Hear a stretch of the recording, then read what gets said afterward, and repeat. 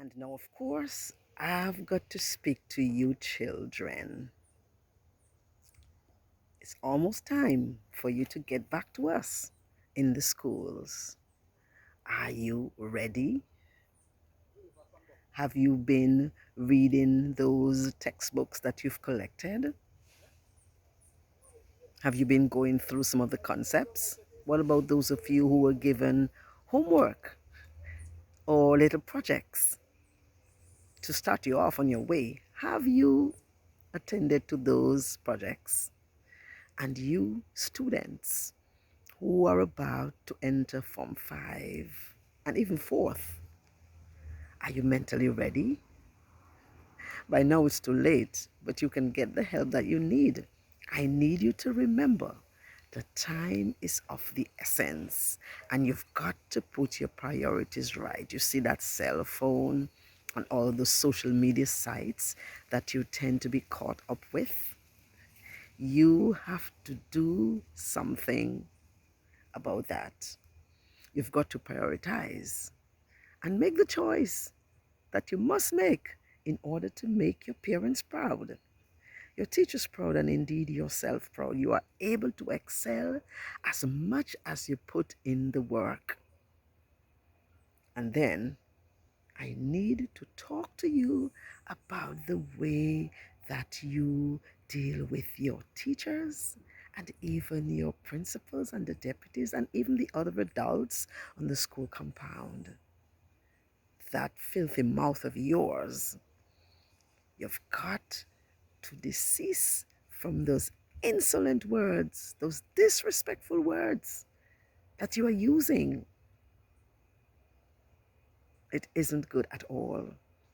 And while I am encouraging you to be mindful of yourself and ensuring that persons don't advantage you, there is a how, and there is a how, and there is a how. When you are seeking redress, when you are asking about things, when you are looking to make sure that your rights are upheld, there is a courteous way to do it.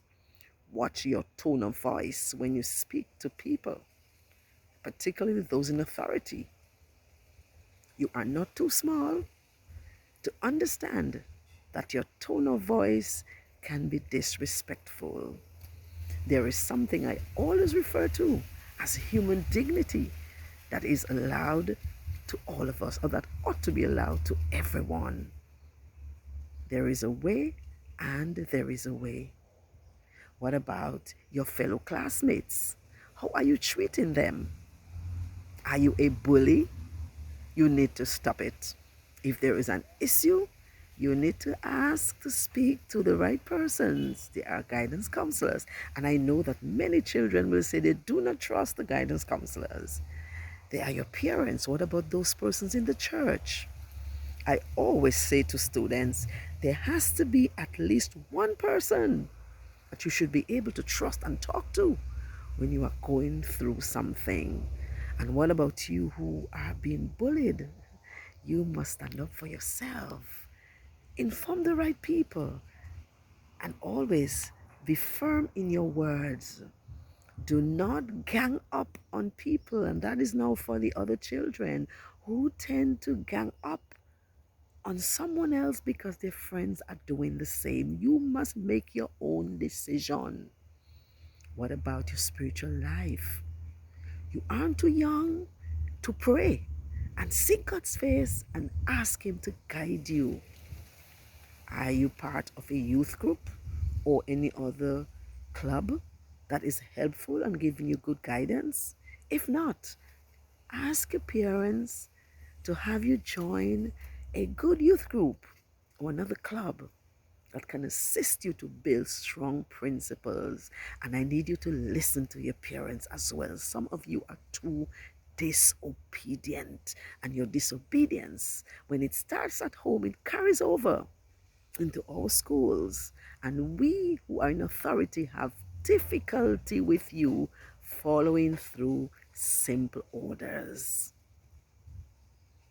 I need you also to be tolerant of other children.